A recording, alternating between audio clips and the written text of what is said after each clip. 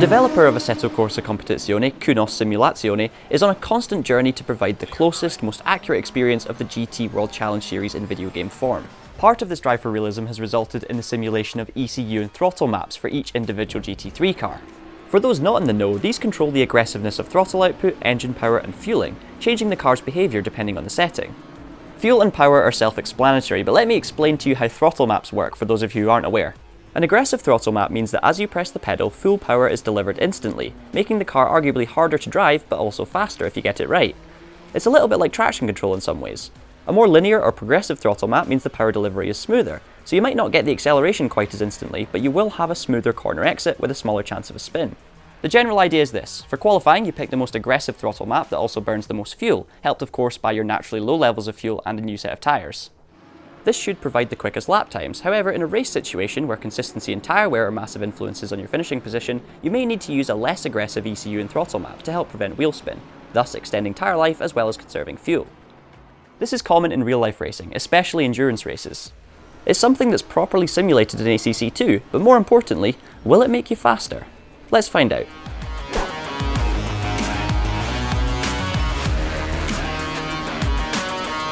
In Assetto Corsa Competizione, many of the GT3 cars have 8 different throttle map and ECU settings, with 1 being the most aggressive and burning the most fuel, and 8 being the least aggressive and burning the least amount of fuel. Maps 5 to 7 are set aside to be used exclusively in wet conditions, so have the most forgiving throttle response, aiding traction.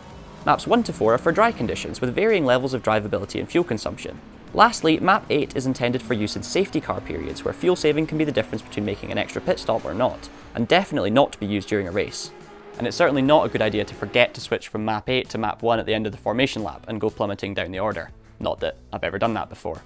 However, not all the cars have the same range of maps, with some having 4, 5, 6, 9, 10 or even 12 in the case of the McLaren 720S. Generally though, lower numbers equals more aggressive maps with maximum power and fuel consumption, except for a few, like the Honda NSX, where Map 4 is the most aggressive. Odd. Must be all those VTECs. And we say bye-bye!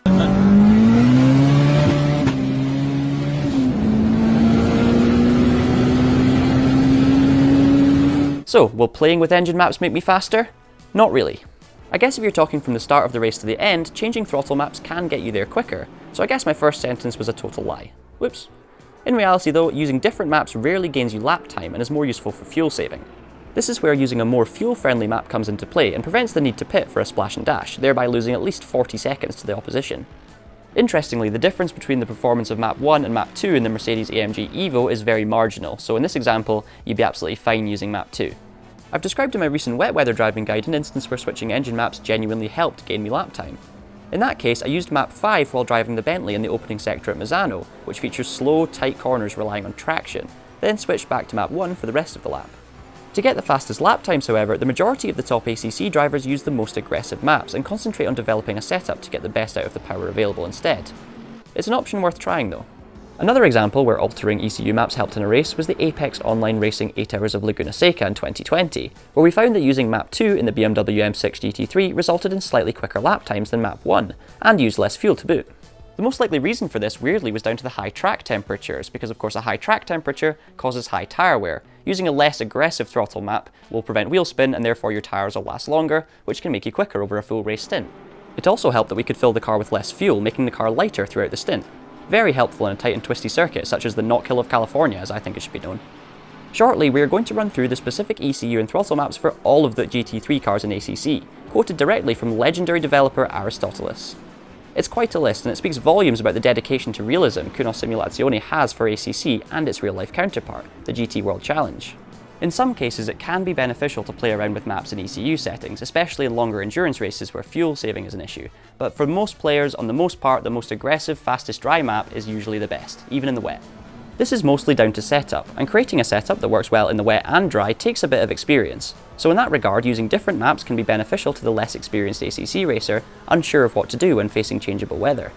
It's awesome to have this kind of thing simulated in Competizione, and it does work to an extent, but ultimately, one feels that using different engine maps doesn't have a huge impact on one's driving style, especially with traction control taking the sting out of any wheel spin. I guess esports is all about finding small gains, so it's definitely worth playing about with and finding the fastest combination for you depending on what car and track you're using. Right then, with all of that out the way, it's time to turn that VTEC all the way up to 4 and give it some throttle, and maybe grab a notepad and a pencil. A big one.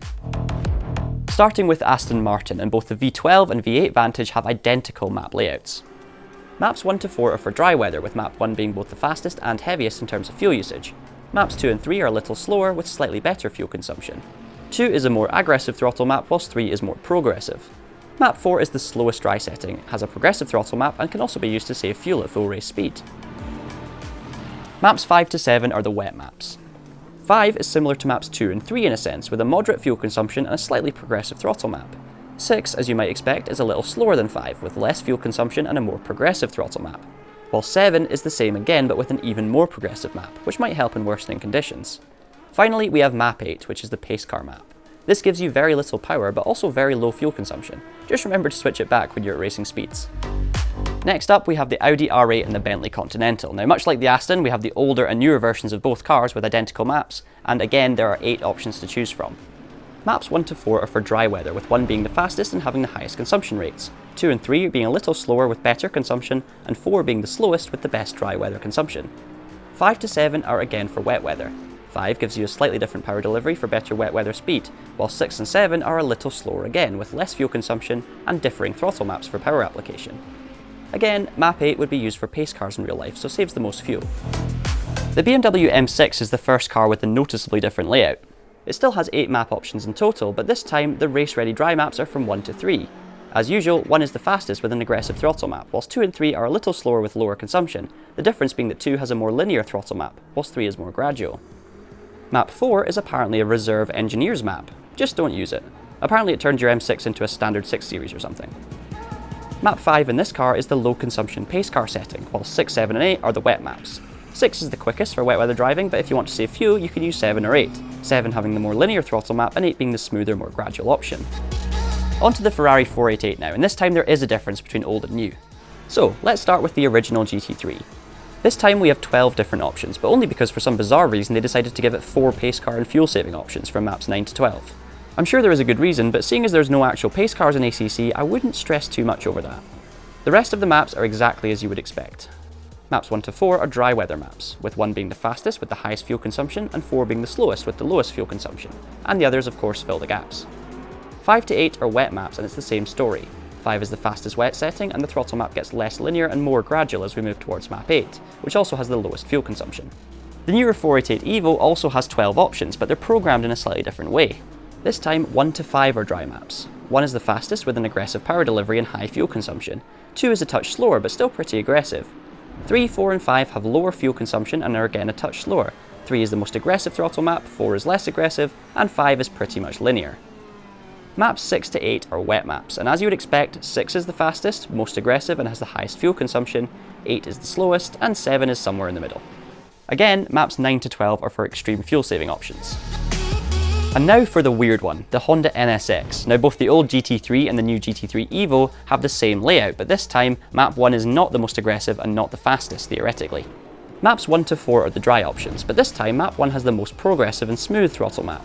2 is more linear, 3 is aggressive, and 4 is Ronnie Pickering levels of aggression. It's very aggressive. This means that map 4 should theoretically be the fastest in quali trim, if you can use the instant power delivery wisely. Maps 5 to 7 cover wet weather, 5 being the quickest and most aggressive, 7 being the slowest and most progressive. Finally, map 8 is of course the pace car map. The next few cars are a little more straightforward to get your head around. Let's start with the Writer Engineering Gallardo, which only has 4 options. There aren't any specific wet maps here, but as usual, 1 is the fastest and has the highest consumption, 2 and 3 are both a little slower and burn less fuel. The only difference between the two is that map 2 has an aggressive throttle map, whilst 3 has a progressive throttle map. Number 4 is the slowest, with the least fuel consumption and the same progressive throttle map as number 3. The other Lamborghinis, the Huracan GT3 and GT3 Evo, have 8 map options, and the first 4 are identical to the Writer Engineering Gallardo, so jump back 30 seconds or so for a reminder. This time, however, extra wet options have been included from 5 to 7, 5 being the quickest and the others being slightly slower with differing throttle maps. Finally, map 8 is the fuel-saving pace car option. Remember the Emile Frey Jaguar XK? We all love it because of its simplicity and unique style, and thankfully the 6 map options are very similar. 1 to 3 are the dry options. They all have linear throttle maps, but 1 is the fastest and burns the most fuel, 3 is the slowest and burns the least fuel, whilst 2 is somewhere in between. 4 to 6 are for wet weather. They all have the same gradual throttle map, which is better for low grip conditions. 4 is the fastest and 6 is the slowest. Both the 2016 and 2018 Nissan GTRs have an equally simple 4-map layout. They all give you the same linear throttle application, and power and fuel consumption goes in the usual order. 1 is the fastest, 2 and 3 get gradually slower, and 4 is the fuel saving option. The Lexus RCF can be a little tricky if you want to save fuel in race conditions. 1 to 3 are all dry options with the same fuel consumption and power, but all have differing throttle maps. 1 is linear, 2 is aggressive, and 3 is progressive. You could argue then that map 2 might be the way to go during qualifying. Map 4 is for wet weather, whilst map 5 is the pace car option. McLaren provide far more options for the drivers, with 9 maps in the older 650S and a whopping 12 maps in the new 720S. Let's start with the former. On the 650, maps 1 to 4 are for dry weather, ranging from the fastest and highest fuel consumption of option 1 to the slowest and lowest fuel consumption of option 4. 5 to 8 have a wet weather throttle map, with 5 being the quickest and 8 being the slowest. No prizes for guessing map 9's job, fuel saving and pace cars. Moving on to the McLaren 720S, and for the first time we have options for 3 different weather conditions. Maps 1 to 6 are for dry weather. 1 is the qualifying map with aggressive power delivery and high fuel consumption. 2 is a little slower and less fuel thirsty, with a linear power delivery, whilst 3 burns even less fuel and has a more progressive power delivery. 4, 5 and 6 all have a linear throttle map and are designed for fuel saving during race conditions. 4 being the least extreme and 6 being the most extreme. 7 is a new one. That's for cooling off the engine in emergency overheating situations. It gives the car very low power and burns a lot of fuel in the process. You really don't want to find yourself in this mode by mistake. Maps 8 and 9 have been made for damp conditions, 8 being the qualifying option and 9 being the race fuel saving option. Then we have 10, 11 and 12 for fully wet weather, 10 being the qualifying option and 11 and 12 for race conditions, a little slower and of course burning less fuel. From an overwhelming abundance of options to an underwhelming lack of options is the Mercedes GT3 AMG and AMG Evo. Each has 3 options, all have the same linear throttle map, so it's just a choice of speed and fuel consumption.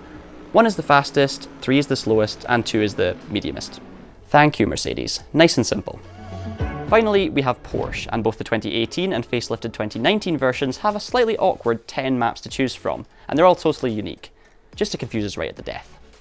Maps 1 to 4 on this occasion are all race settings. They all have the same power and consumption rates with differing throttle maps. 1 is the least progressive, 2 is the most progressive, 3 is the most aggressive, and 4 is linear. Then we have qualifying maps from 5 to 8. They change in the same way, 5 being the least progressive, 6 being the most progressive, 7 being aggressive, and 8 being linear. But they of course give you more power than the race options and burn more fuel. Much like they do with their cars, Porsche have put most of their power to the back. Use map 9 if you want to save fuel in race conditions, and map 10 for the formation lap.